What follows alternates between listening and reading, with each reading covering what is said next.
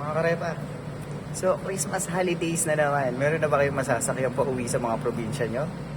Kung wala pa, pwede natin ihabol yan. Applyan nyo na, pa-approve natin para meron kayong masakyan. Saktong-sakto to sa pamilya nyo. 7-seater MPV. Tara, samahan nyo ako. Ipapakilala ko sa inyo ang underrated MPV na Suzuki. Tsak magugustuhan yung mga features nito.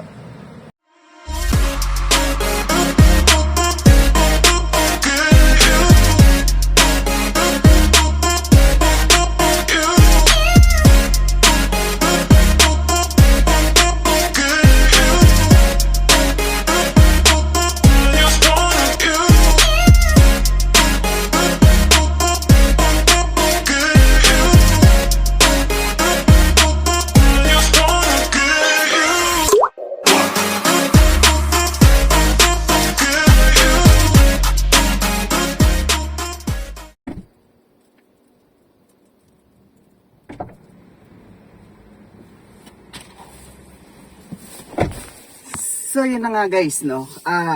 Nakita na nga natin yung labas ng XL7.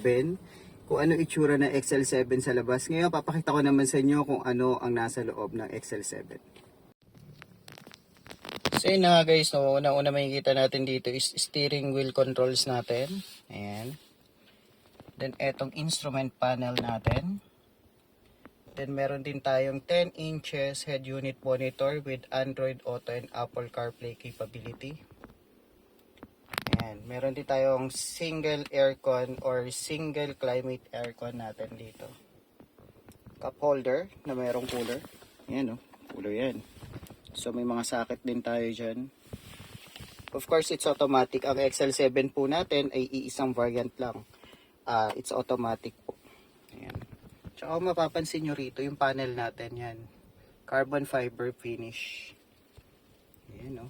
Then equipped na rin po siya ng stability program. Then parking sensors. Then meron tayo headlight leveler.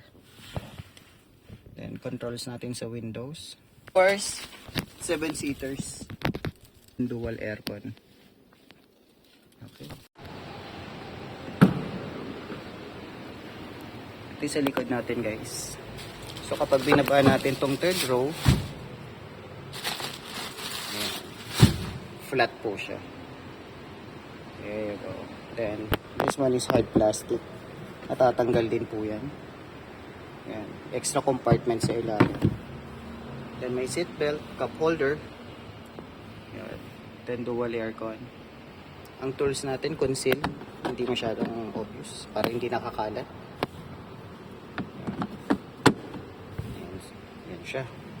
Then kapag yung second row natin is panaba natin, isang buo yan luggage na natin area. Luggage area.